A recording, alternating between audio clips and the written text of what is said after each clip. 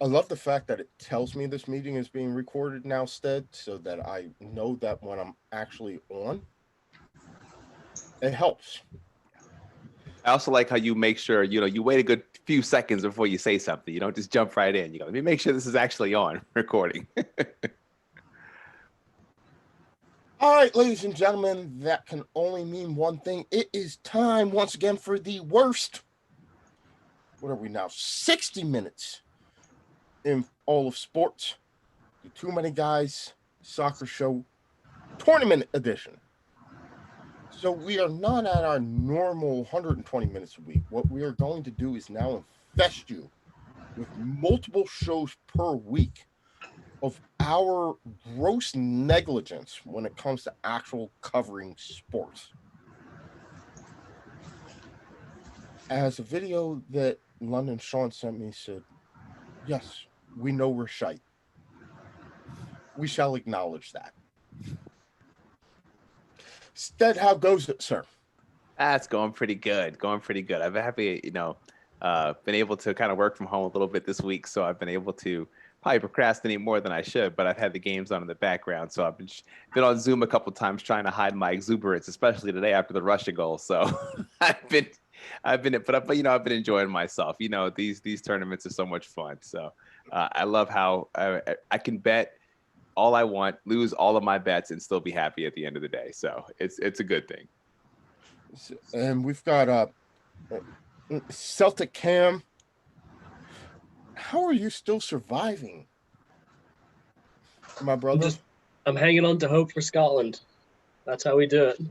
You can't be outdone by the Welsh. So true. That's so sad. Like the worst thing I feel seriously like, Cam, it's one thing to be outdone by the English. It's another thing to be outdone by the Welsh. Yeah. Yeah, it's the famous scene in Train Spotting, Mm-hmm. They haven't been their own country since the 1600s. There'll be a vote soon, I'm sure. Mm-hmm. And Byron Robb. Hello. He's Deutsche Robb today, man. Ready to talk a little bit of Germany? I mean, yeah. I mean, talk, yell, scream, cry, all that.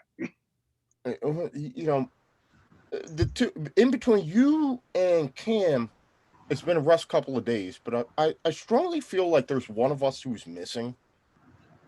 Yeah, I know. Actually had what? You hear that? The scenery. I get the feeling so. Scusi,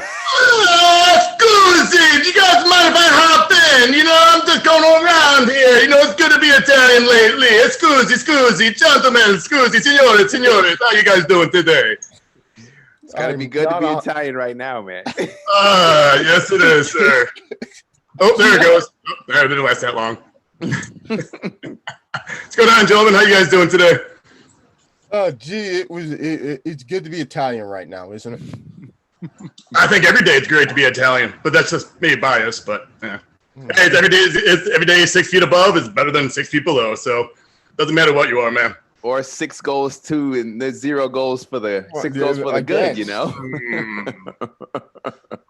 So before we get into a recap of the games that happened and the games that will happen, I want to start off with this question.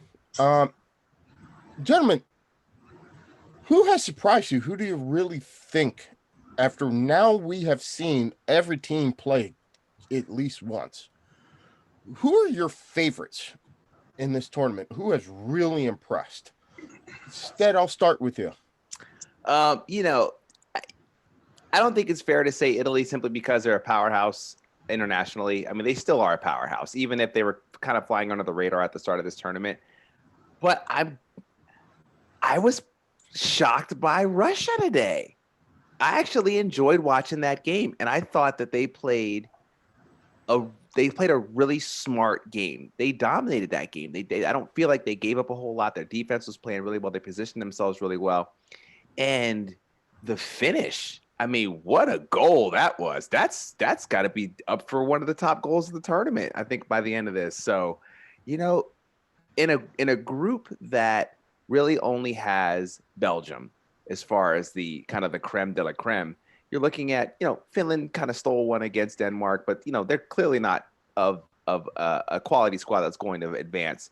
And, Denmark's got to deal with, it's sad what's happened to them as far as their Christian Eriksen going down the way he has and that distraction.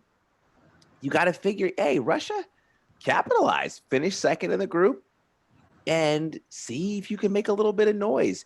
You were able to advance in the 2018 World Cup, and you did have the home team kind of like, the home team, I don't want to say bias, but that often helps when you're hosting a major tournament like this. But they've proven they can play, and they've done well in the Euro before. And granted, being an Arsenal fan, seeing the year that Andre Arshavin had and was able to, and he had, he was inconsistent for Arsenal, but he looked great at times. I enjoyed watching them play, and I'm looking forward to seeing, could they get 6 points in this group? And I think they can. Rob, who's kind of impressed you so far? I have to say Austria. They really impressed me. They moved the ball around. They definitely have ballers there. Obviously you have David Alaba there, and he was playing kind of like, he actually was all over the pitch. He was a midfield. He was a libero. He was a left back. He had a beautiful cross. They definitely impressed me. They have some good players on that squad. And I know they gave up that one goal. It's kind of weird that they probably shouldn't have given up. And I think a little bit of that was Alaba's fault. But I think they did really well. I'm looking forward to see, how they play against the Netherlands. I believe they play. Because that's going to be a tough matchup for them. But if they squeak with a draw or potentially a win, you look out for Austria. I mean, they have a lot of players to play in not only domestically in the Austrian Bundesliga, but also in the German Bundesliga. So I'm really excited to see Austria and see them do well. G, I would like you to appreciate what is going on over my left shoulder. I do. Brings a couple of tears in my eyes, but not as much as I would say Sweden right now. And I don't know if it's Sweden or the maybe coming down of Spain, Spain's downfall right now. But Sweden tied 1-1 against this mighty Spain team over last couple of decades. With bunch of no-namers. But truly my number one team kind of look out for is the Netherlands. They haven't been in a major tournament for a very long while with a bunch of young bucks right now. And yeah, they're kind of they're names that we've heard about in all the top 5 leagues, but they're still young guys right now. So for the rebuilding for the Netherlands to come back and to win, like how they did against Austria, like Rob said, it's going to be a good game, but it's going to really test out the young players. Now, Austria, you played North Macedonia. All right. How many Americans can point out North Macedonia on a map? All right. So right there. Right north of Greece. Macedonia. Yeah. It used to be known as Macedonia. Yeah.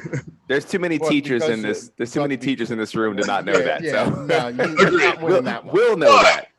Outside of this room, maybe not. Right, look at history, guys. But but it's some good teams. But like I said, Sweden, but more or less, the Netherlands are my kind of. Thank God they're kind of come back right now, and who's kind of impressed me so far. But Italy's Italy, and so forth and so on. So we'll ride that train when it comes. Gigi Wijnaldum, as I said on Monday, had himself a game. Mm-hmm. It was very interesting, and British Will talked about how he was deployed for the Dutch team versus how he was deployed for the Netherlands, and the difference in the role that he played for the Netherlands and how he played it versus what he's expected to do for Liverpool. And it was just night and day. But I'm with you. Rob, who's impressed you thus far? Who's really stood out? You mean me or Cam? I mean, you. Or we're on Cam. We're on Cam. Yeah. We're on Cam. So I do have to say, I think I slightly disagree with Stead, and that I think Italy has actually really impressed me. Coming into this tournament, they had the lowest ranking they've had since 1992 in terms of FIFA ranking, and I think the past couple of tournaments we've seen, they definitely are still a powerhouse. But I think now we're seeing an Italian team that 6 goals, nothing against them. Their playing is beautiful. It's clean. They're in control of the game the whole time. Not that I'm surprised they're being successful. It's surprising how clean under Mancini they become. They are a hot knife through butter in both games they've played so far. I mean, Switzerland is a good team, and 3-0 is a fantastic result for a game like that. So, I'll be honest, I didn't have them going super far in my bracket, and now I'm starting to regret that, seeing the way that people like Chiellini are playing, Immobile, Insigne. Like, I think they're going to go far in this tournament. I think it's unfortunately going to destroy my bracket, but, I've been very impressed with them so far. I mean, Cam, I agree with you in that respect, but I also will say that Switzerland appears to me to be underperforming. I mean, I agree. I thought Switzerland was a good squad. I expected them to do better, and they just haven't. And I just haven't seen a team that looks like they know really what they're doing. And so I guess it's along the same lines as saying like, well, they were like Austria's playing North Macedonia, and so I'm not disagreeing with that. I mean, I'm not discounting what you're saying because I do agree with you. I think you are correct in that respect. I think my issue may just be that I'm more disappointed in Switzerland than I am impressed with Italy because I actually felt like Switzerland was going to do a little bit better. So, but fair enough. Good point. Very good point. We will get to who has really let us down. Yeah, in a second. And I'll repeat what I just said again, and I'll add more to it. So I'll kind of go with Cam on this one. Maybe because I haven't watched enough Italy G in the last couple of years to understand what they have become. That's the team that's probably impressed me most because of the difference in between how I expect them to play and how they are playing right now. This Italy team under Roberto Mancini looks more like Spain than they do any Italy side that I've ever seen. The only thing that's killing me is I think if they win the group, they end up on the same side of the bracket as France. Mm-hmm. So rather than getting what I think would be the best possible final, Italy and France, because through this early part of the tour, they have looked the most impressive to me. If I'm going to get that at all, it's going to be a semifinal match, not what I want, which is a finals match. And this is just the vagaries of international tournaments. But and you kind of hit it with the coach. You have Mancini, who is a Premier League champion. He's a club champion, and you look around a lot of these head coaches, they don't have that kind of level. So he knows at a club level what it takes to be at that very, very top. So he's kind of designing, I would say, kind of like the old school Man City kind of way to kind of what kind of the champion. It's not the old Italian way of playing anymore, and it's success. These young kids are having success right now. It is totally different than any Italian team that I have seen play in the last 20 years. How they're playing right now, that interchange, the mobility of the ball, how they are creating chances, full credit. It is very, very, very, very impressive what they were doing. Agreed. And I think there's something to be said as well about the fact that some of the star players in the tournament so far have been the older players in the team. He's been able to revitalize those players that have been around, through these past few years where they haven't been so successful. And now they're the ones at the star of the Euros this year. I think that is a big credit to Roberto. You've got the older players competing, but you've not only for Italy, but across the board. So the next question I was going to lead into, and thank you, Cam, for leading me into that, was, unlike 5 years ago when I watched this tournament, when it had first gone from 16 to 24 teams, I was feeling like last time there were a lot of teams that were in the tournament where I was like, y'all needed to stay home. Why did you show up? Mhm. And I will admit that probably my impression is tinged by some of the teams that needed to stay home are some of the bigger names. I can't necessarily slam smaller nations who are there and say like y'all haven't shown up and done what you're supposed to, because actually probably been like Russia, Poland who have underperformed. But I don't feel necessarily like there are a whole bunch of teams. Off the top of my head, the one that I can say the clearest is, and depending on what they do in their next game, I could be proven wrong. North Macedonia is the only one that comes to mind and said, like, y'all need to stay at home. But gentlemen, can you tell me who needed to stay home? Who needed to sit out this tournament? Who should have refused their bid and said, yeah, we qualified, but you know what? This is a bridge too far. We appreciate the invitation, but we are going to RSVP as busy this month. Stead, what you got? Don't start with me. Start with Cam. Don't start with me. Don't start with me. Okay, because I know where we can all go with Cam, and it's a little unfair because It is unfair. one game. No. I'm That's just cruel, teasing. Stead. That's cruel. No, I couldn't help it. I'm sorry. I'm North Macedonia is playing Ukraine first thing tomorrow morning. That's 9:00 game. So I'm gonna give them somewhat of a pass for now.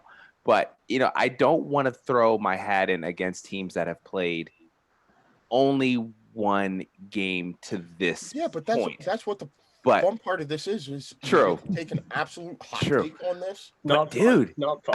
I mean, you gotta say Turkey.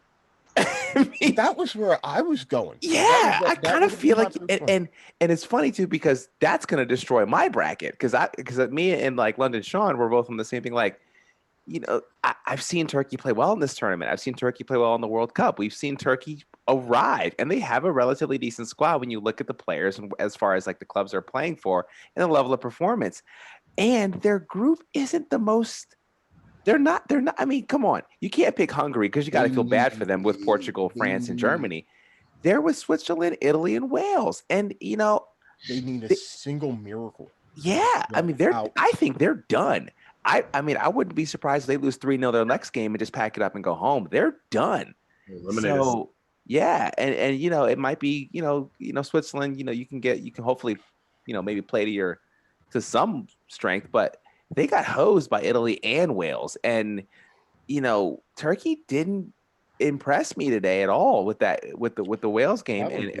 And I gotta go with Turkey. It's a shame because I feel like, as far as a club that would normally qualify for this tournament, just when it was a 16-team tournament, you'd see Turkey get in there often. They don't look good at all. I remember the Euros in 2008 where the Turks made like the quarterfinals. Yeah, and they made teams look bad. And I don't know what's going on now with them. I mean, I would probably put this on the management side because I think the squad has the talent, but they're not playing well at all. Byron, Rob, who are you going to tell me looks like they should have stayed home? I would say Poland. I mean, that should be a pretty easy group for them. It should be Spain and then Poland, and they lost to Slovakia. I mean, a player got I picked 2 Poland yellows. to win that group too. You're right, Rob. I picked Poland to win that group. Yeah. Yeah, and now they have Spain coming in. I mean, I don't know if they're going to turn it on at all. I mean, Poland might get to the point where they might only get a point out of this whole Euros, and that's going to be really, really bad because I had high expectations for them. I think Robert Lewandowski needed a big tournament here if he wanted a legitimate shot at the Ballon d'Or, and doesn't look like he's going to get it because there's just no service to him all match. And Spain's going to hold the ball a lot. So, Lewandowski is going to get even less chances this coming matchup. It's going to be probably a really short Euros for Poland. I don't even think they potentially make third out of the group. I mean, it's a good solid shot that even if they do make third, they won't advance. And I'm disappointed. I had high hopes for them. I had them going, I think, to the quarters in one of my brackets, and it doesn't look like I am right on that mark. All right, G, who you got? Who do you think? I agree with both of you guys so far. I'm going to throw Hungary underneath there, and I know it's an easy one to throw underneath there. But hold on. Fair, G. Well, hold on. But you saw, and I've been on teams like this. You're fighting your teeth and nails off, and you just get scored one goal, and all of a sudden you're gone. And all of a sudden, boom, boom, boom. It's going to be even quicker for France and quicker for Germany to break them down, and it's going to be 5-0, 6-0 each game. It is going to run up the scores, and Hungary held on as long as they cleared the first game. That's it. They are over. Yeah, it's easy to say Poland, Scotland. I can even say sometimes Czech Republic, because you only beat Scotland 2-0. I'm just going to throw it out there. I'm going to keep on moving on. North Macedonia, sorry. And I'll say North Macedonia. It was cute while it lasted, and see you later. So, obviously, Turkey, I kind of called that. It was just not their year. Watching them the last couple of years in their Super League, it wasn't there. It didn't seem right for them this year. But you guys have talked about all the time. This is one of those kind of weird situations of the tournaments where now we have Wales, who are number 2. Who would have thought? We thought Switzerland would be number 2. So this kind of tournament, you just never know. But Turkey was definitely a disappointment. But yeah, I would say Hungary, it's going to be ugly moving on. So I'm not going to be a dead horse with the other crappy team. So we'll see what Cam says. We will see what Cam says. All right, man. I know you're not going to throw yours, but are you really going to throw your beloved Scotsman under the bus like that? Gee, They have the best. They have one of the straight. best kits in the tournament. I'll put it that way. I love those jerseys. They're beautiful. Let's get some shit straight here. We've been away from the tournament for a quarter of a century. We damn right well deserve to be here. All right. So who should have stayed home? So we should definitely not stay home no matter what, even if we screwed up the first game really bad. really bad. A game that we had to win. Yeah, that was rough, but sorry. I think to follow what Stead said with Turkey again, as he was saying, it's a team this year that's looked sluggish and disorganized. And from previous competitions, Turkey's always been, I think, a very fast-paced, quite tactical, strong team, like an all-around pretty good team with the added bonus of extra speed. And it's just been, I think as he said, it's clear there's something, I think, wrong with the management, because they have a nice mix of younger players and a nice mix of veteran players that have played in this competition multiple times before. So I was, really surprised. I will say I didn't have them going very far in the bracket, but this to me is a surprise. This is a big surprise. I had them coming in as a third-place team that didn't make that 4-team cutoff, but I see them honestly ending in 4th in the group at this point in time with how I've seen them play so far. I mean, Turkey had allowed 3 goals in the qualifiers leading up to the tournament. And they have allowed now 3 goals in each of their games? Or no, 3 goals in the first and 2 goals in the second. Yeah, 5 total. Yeah, not. And one was just a bad 94th minute goal. That was a goal corner kick that you're just trying to run the clock out, and you went to sleep. There was a lot of bad, disorganized defensive play. I mean, I don't want to pick on them. North Macedonia. I'm sorry. Yeah. That's brutal. Yeah. Brutal. They should have had their parade when they qualified. That's your parade. And then, get a new kit. Hopefully you can sell a few. Go in there, try not to embarrass yourself too bad, but make sure you book your tickets as soon as, look at the calendar, book your ticket at the end of the 3rd match day and just go back home. I think Turkey has been probably the biggest letdown. But North Macedonia looked the most overmatched in their first game. I mean, even Scotland, Cam, they played well. It was just like 2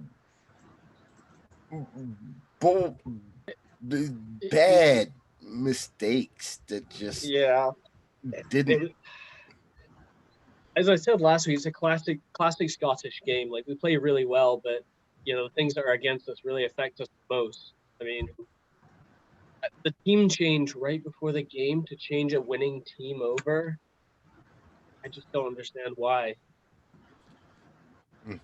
So, who do you think?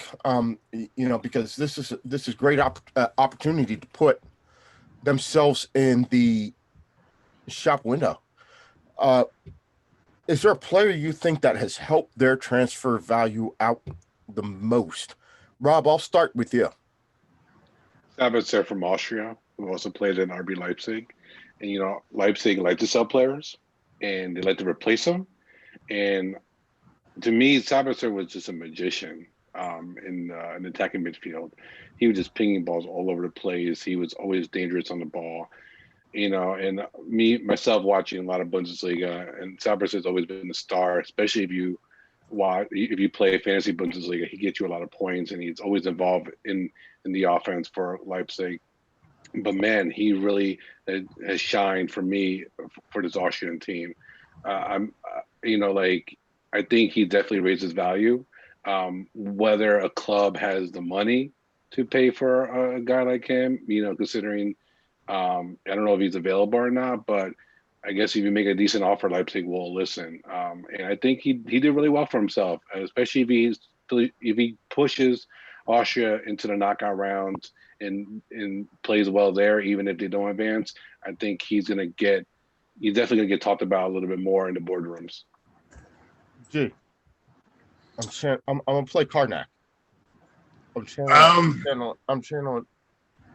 on. Gee, you're gonna say Manuel Locatelli. Yes, I am, sir. Just because the major teams like Juve and my beloved Arsenal is looking at him right now as we speak. When the whole world is looking at this tournament, even people from North Macedonia has a chance to kind of sell who they are, even though they might get their butt kicked. Through these teams, but it's an individual. It's their time to sell themselves. So, just looking at Manuel, his team is US. I can't even pronounce that name. Sociasio. Sorry, whatever. I'm being Italian. I keep Serie A. But the lower tier team and everything. But he is kind of under the radar. But now you put up some big numbers, you're playing very well in the major tournament. When everyone's looking at you, you're gonna have these major club teams looking at him. So now we have Arsenal and Juve who are linking to taking him over. So yes, Arsenal needs a strong fast mid who can score. Hey, he can show you to you right now. He looks fresh. But I'm kind of biased, obviously, but he's definitely one guy that stood out today, and he definitely carried the team offensively. 2 shots, 2 goals. It's all you need for an offensive performer. He's a midfielder, but he's an attacking midfield with some speed. You can't beat that right now. He is also often deployed as a deeper lying midfielder for a club, and he plays typically for country. He wasn't actually supposed to be in the box as much as he was, but that was a Mancini thing. Mm-hmm. The brace that Locatelli had today, proof positive that the 23-year-old is doing well. Stead, who you got for me? The old mute. I spoke about Isak from Sweden on Monday, but yes, you did. But I really think after tomorrow, and even though this really isn't somebody that I probably would normally speak of, but Romelu Lukaku's on a brace already.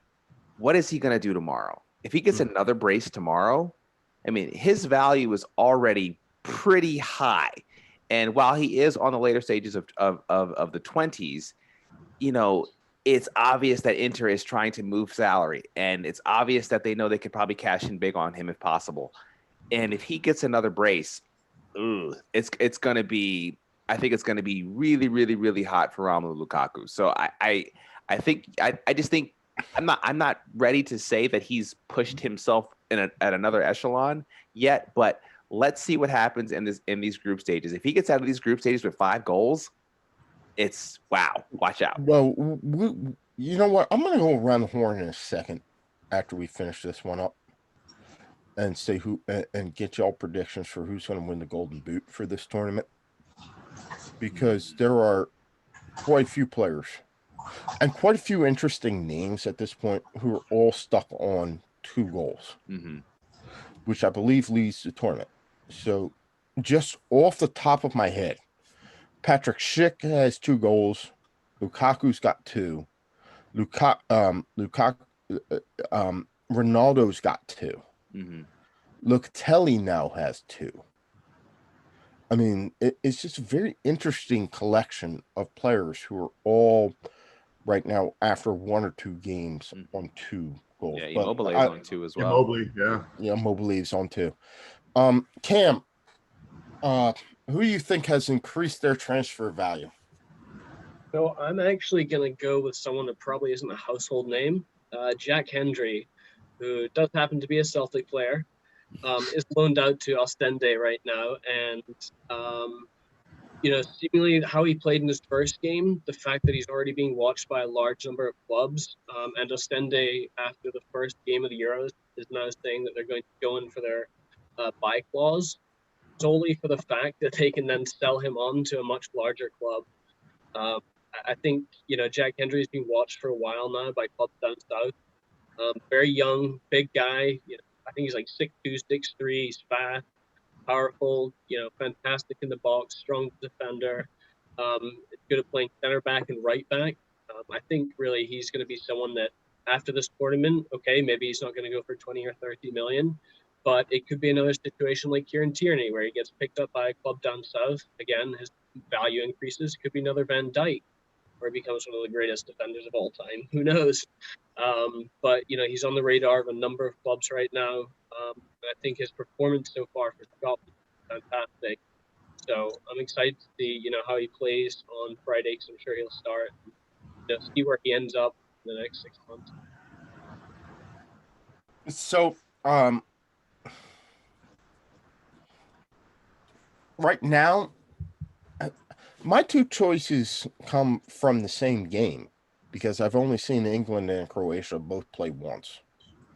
Gvardiol, the young 18-year-old left back who's starting for Croatia, who plays either left back or center back, I thought really actually did well for being asked to fill in for a senior team like he did. Wouldn't be too mad to have him. Calvin Phillips was the player who I absolutely least expected to do what they actually did, but is young enough to have transfer value. Gigi Wijnaldum had the most eye-turning game for me, but at 30,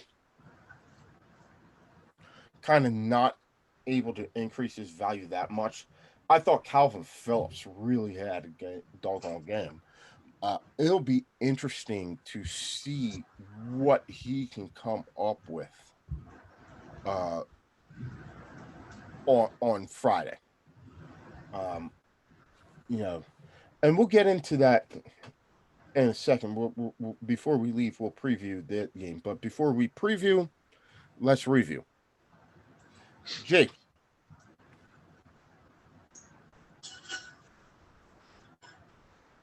Actually, no. Talk about Italy today. What did you see? What did you like? I like their patience. I like that their new style. We don't have a Pirlo. We don't have these guys who are just going to drop dimes, and it's a different style. There's a better flow. There's better patience. There's better spreading the ball around. I like how they work both sides of the field. It's a very old way they're playing with a very young team. It looks like they've been around for a while. And again, I think the next World Cup, they're going to be major players, if not winning the entire thing. They're right on the cusp on something. I can't put my finger on it. We saw it the first game. Now we saw it the second game. They just look like they're getting better and better and better. Someone on our text said, why are they keep on playing? That's how they play nowadays. They're not that, 2008, 2006, 2002 team where they're going to just kind of put it in the corner and just kind of wait for it. There's blood in the water. This is new crop of players right now, and that's kind of what Italy needed after this little down slope we have been for the last, I would say, 6-7 years until the last about 2 years. We're coming up very, very fast. So to see this progress live, because I don't really see a lot of national Italian teams being here in America. It's really good to see that what I've been reading and what I see on the TV is actually it's mirroring each other. So it's good to see that the Italian team is a different style, and I'm really getting into it more so than I thought I would be. It's good to see the turnaround. It's good to see to have Mancini's his wisdom, his genius, his journeyman style of going around to all the different leagues and the players he's coached over the years. You see just his experience really just kind of bleeding into the younger teams, and he's got a good mix. Like I said last time, he's got a good mix of older and younger. Immobile is tearing stuff up right now. He's got 2 goals, 1 assist. I'm not saying the Barcelonas or the Manchesters, either one. Will sign him, but he's going to be up there, and he's under the radar over the last 5 years of a top goal scorer in Europe. So he's not going to be on the radar for any major teams. He likes where he's at right now. So life is good for him over in Napoli. How much is that injury to Chiellini, which appears to be a hamstring? Yep. It's tough. A proven leader through and through. But just him on the bench by himself, his leadership and off the field, on the pitch, in the locker room, you can't beat that. So him just being around the club, it speaks volumes. So you need that leadership around. So yeah, it sucks. He's going to have that on the field. But anyone that steps in his place will be just fine right now. Rob, that was supposed to be the game of the first round. And I'm not going to lie. It was a very, very, very interesting watch. I thought France outplayed Germany and that Germany was lucky to get out with only a 1-0. But I'll listen to you if you want to tell me I'm wrong. No, you're right. France had 2 goals called back for offsides. They had 5 offsides in the whole game, and Germany just was toothless in the attack. They moved the ball really, really slow, and they have such a bunch of midfielders that I don't understand why Yogi Löw is playing a back 3 and having basically bringing a center back in and taking away a midfielder. I'm perplexed. A lot of the players, other than Gozens, don't play in the back 3. They're playing a wing back position. I know Joshua Kimmich likes to go up the flanks a lot when he was playing a right back, but he hasn't played right back in a while. He's been a midfielder primarily for the last season and a half or so. France just looks so dangerous. I mean, Mbappe is like, the Bo Jackson and Tecmo Bowl. Like, he's a cheat code. It's ridiculous. He makes everybody look, slow and like they're stopped. And and I had some doubts about Benzema and whether he would ruin a little bit of the chemistry, but it's syncing up beautifully. And I like the way they're playing it, where they have Mbappe and Benzema together, kind of side by side, forming a front 2, and having Griezmann kind of right behind them, supporting them. And then Paul Pogba. I mean, like, look, say what you will about his form at United, but once he puts on the French shirt, he looks like he's having fun all over again. That beautiful ball pass to Lucas Hernandez on inside the box, right with the outside of his foot. I mean, that was just chef's kiss, lovely stuff. And you can see he's smiling, he's enjoying his football, and they're a dangerous team. And I know they got off pretty much on an own goal, but honestly, a couple like yards or inches here, they could easily score 3 or 4 goals, and Germany just had no answers whatsoever. I think they need to do something drastic. They need to get away from the back 3, but I don't think Yogi Löw will. And Hansi Flick, by the way, was in the stands today. During that game, I really wish they just swapped them out and let Hansi Flick take over right there on the spot, because I think he would have done a much better job. I mean, playing Thomas Muller, as a center forward, as a 9 per se, and it just looked off.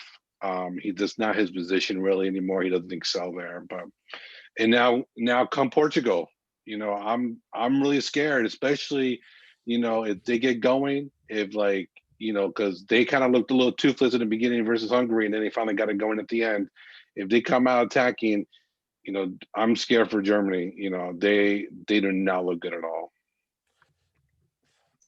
Stead, Cam.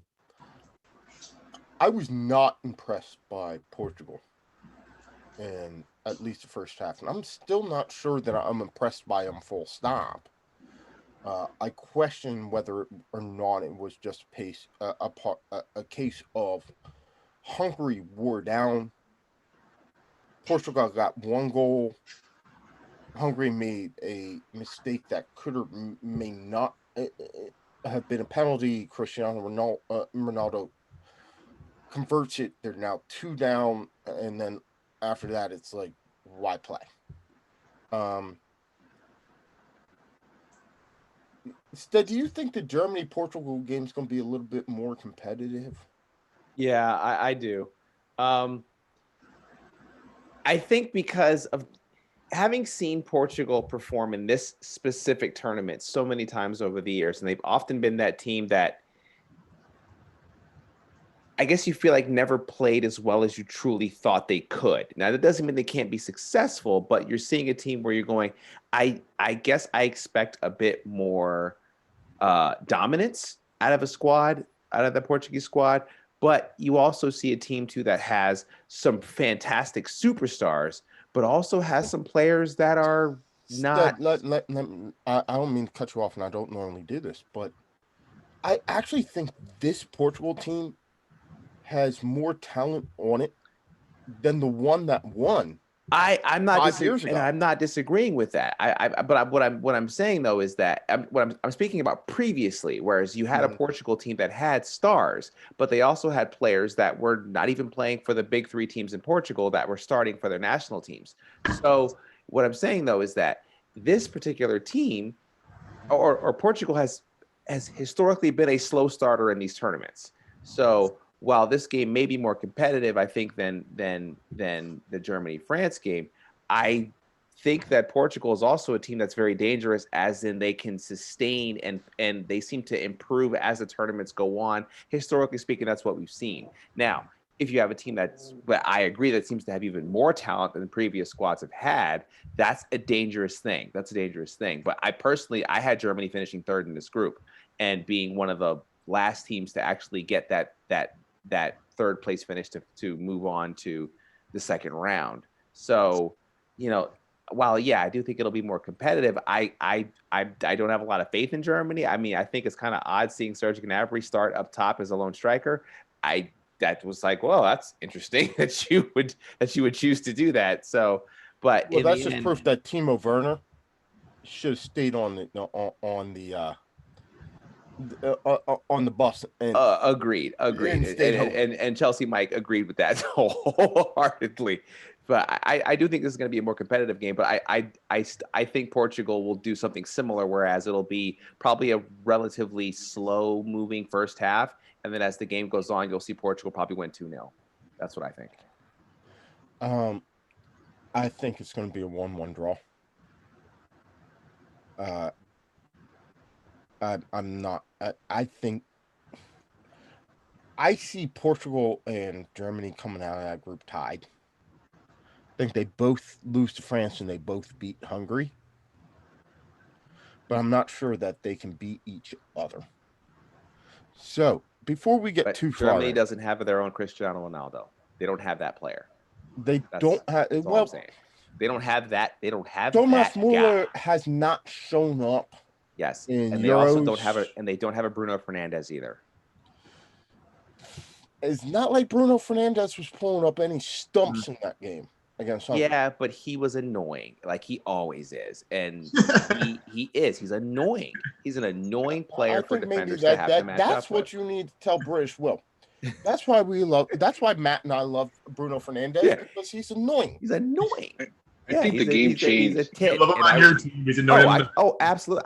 I can't stand the guy. I think he's a tit. I can't stand the way he plays. But if Arsenal could get him, I would do 50 backflips in my front yard and tear a Because hamstring. he's annoying. Absolutely, absolutely. I take him 50 times a day. Absolutely. Can't stand him though. Can't stand him though. Isn't that the case with all the like? There is not one Portuguese player that I can honestly say that I would love if they weren't on my team. I literally want to find Cristiano Ronaldo as the player that you love when you have him, but you want to kick the living crap out of when he's on an opposing team. Absolutely. That is my Bruno Fernandes. I can't stand that dude. But get the cannon on your jersey. I'll be your biggest fan, baby. So we had some good games today. We've got some stuff going on tomorrow. I know it's like the Netherlands, North Macedonia. See what the Danes can do in their post Christian Eriksen stuff. Belgium will be on. They're a team that we as a group have not talked about much. I think we need to see what they do tomorrow before we can really find judgment. Agreed. I was not overly impressed by how they defeated Russia, but if you give me a good, solid all-around tomorrow, I might be. Yeah, no, I thought Los made some good points about that Russia game on Monday. And seeing how Russia played today, they're definitely better than a team that lost 3-0. And so I think we'll see a better. Yeah, I agree. I think we'll get a better idea of who Belgium is after tomorrow. And it's also with Belgium, it's not their ability to get through the group stage. It's their ability to get through the knockout stage. Well, exactly. Because I think if Belgium does not at least semifinal, it's a failure. If Belgium doesn't at least semifinal, yeah, it's a massive failure. But I don't. It's a massive failure. You can trust them to necessarily do it. But we got 11 minutes in the scheduled time left. Now I want to spend some time talking about this because Friday gives it to us. I don't care whether you're a Germany fan, or an Italy fan, or you're somebody like me who just shows up to a game because you want to wear a shirt and see who talks to you. There's something about Scotland and England. It is the single oldest international fixture in sports, in soccer. And we're going to see it played out live again in an international tournament In London. 3 p.m. local time, DC time, on Friday. I'm going to go to Celtic Cam last on this one because he's the one who has the most vested interest in this. Man, We just want you to suffer too, Cam. Exactly. I'm going to suffer through all this now. I'm not 100% sure that I'm going to be able to get out and watch it as excellently as I would like it. I've got some other stuff going on, but normally this would be a bookmark fixture. One that, like, France-Germany jumped off the page, and that's an easy one to say, like, oh, I want to watch this.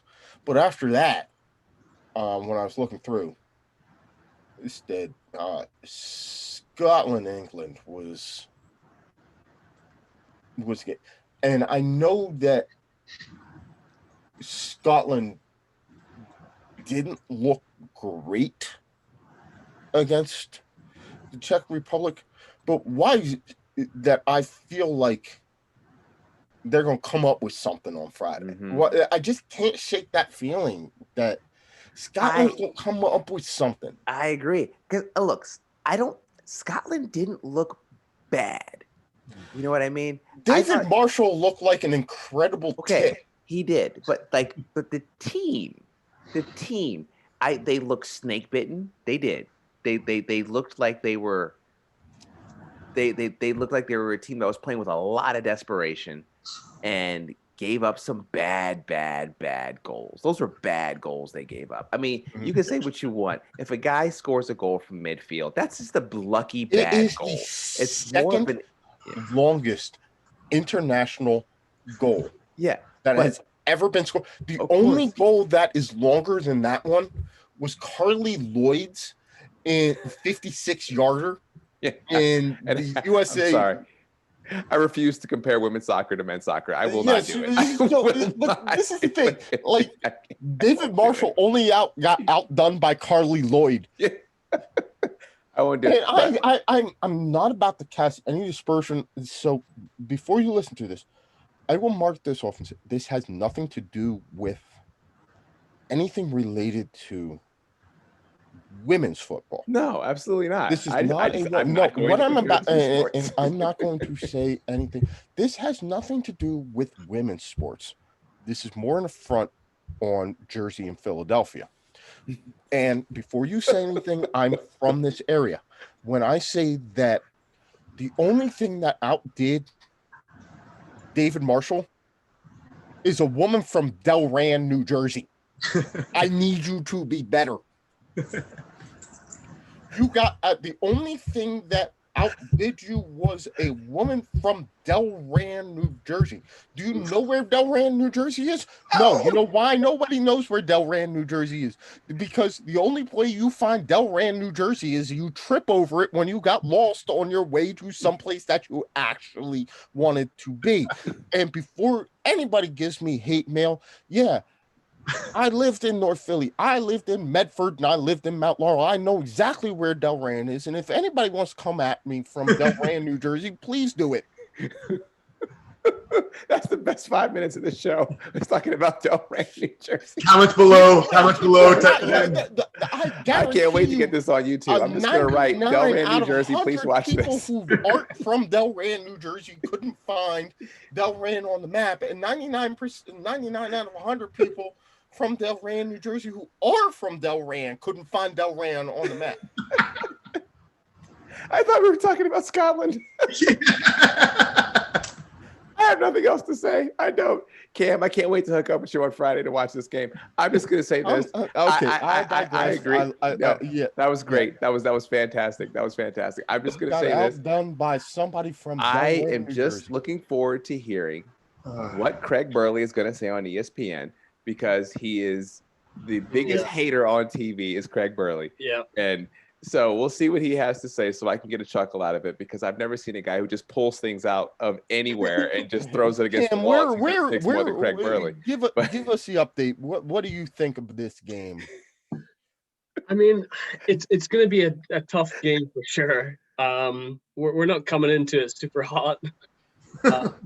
You got outdone by somebody from Delran, New Jersey. There's not even like they're from Asbury Park. I'm sorry. At least Rob, Asbury Park can claim Bruce Springsteen. But as we know on the chat line, nobody points out more obscure details about things than Rob. And Rob has just pointed out that the coach, the manager of Sporting KC, is also from Delran, New Jersey.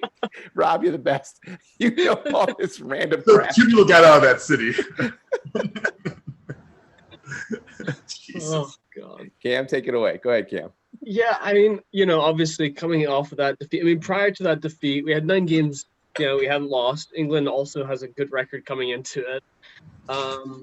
It's for sure going to be a difficult game, but I'm hoping that Stephen Clark is going to realize from that first game that we need to play 2 up front, like without a doubt. I think that was one of the biggest letdowns from a game against Czech Republic.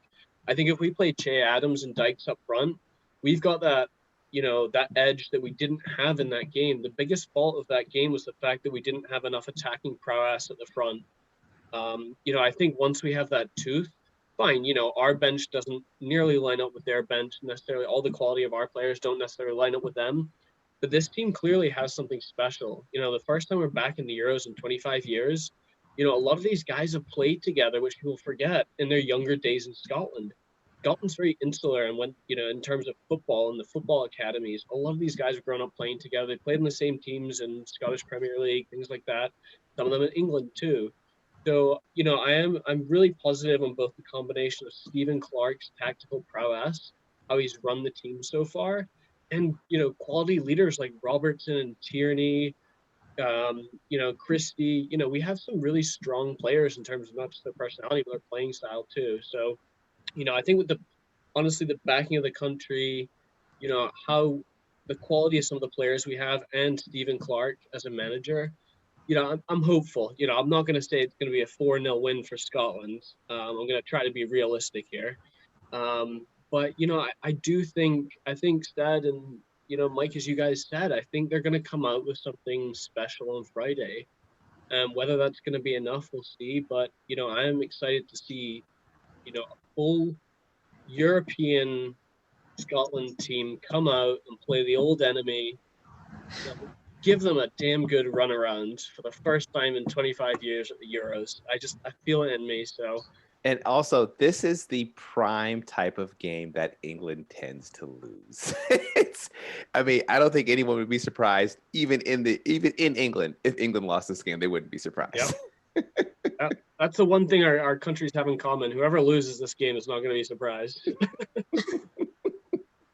I'd like to let it be known that in the meantime, while this was going on, I looked up Delran to see notable people from there.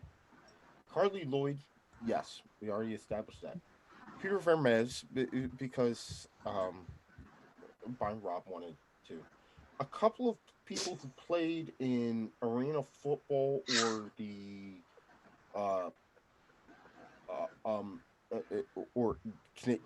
Canadian Football League, and about 7 adult actresses. So I don't know what else to say to you. Powerhouse of culture there. It's like a Getafe party over there. The problem is everybody's related to each other because they all have the same doggone last name. Did something happen in this city that we should know about? That it has a lot to do with the area of Jersey that I know about. The further you get out to the Pinelands, the less that the family trees actually fork. We have to end this show right now. So a lot of ancestrymingle.com. People go to a family reunion in Delran, not to meet their family, but to look for dates. Oh God! I'm gonna just leave it like that. All right. Got messy. Yeah, I'm not gonna apologize for my disrespect. You have a problem with that? Come see me. Comments below. I will see you and Joe Six Cousins because that's who you bringing. And we will be back on Friday as we recap the next couple of games that is going on. Many thanks go out to Celtic Cam, Byron Robb, Coach G, and Stead, who's kind of sort of losing it right now. Notice I've kept myself Too Many Guys Soccer Show Tournament Edition. We did all right this time around. We may do better on Friday. We may do worse. That is the gambler's conundrum. Stay tuned because you never know quite what will happen.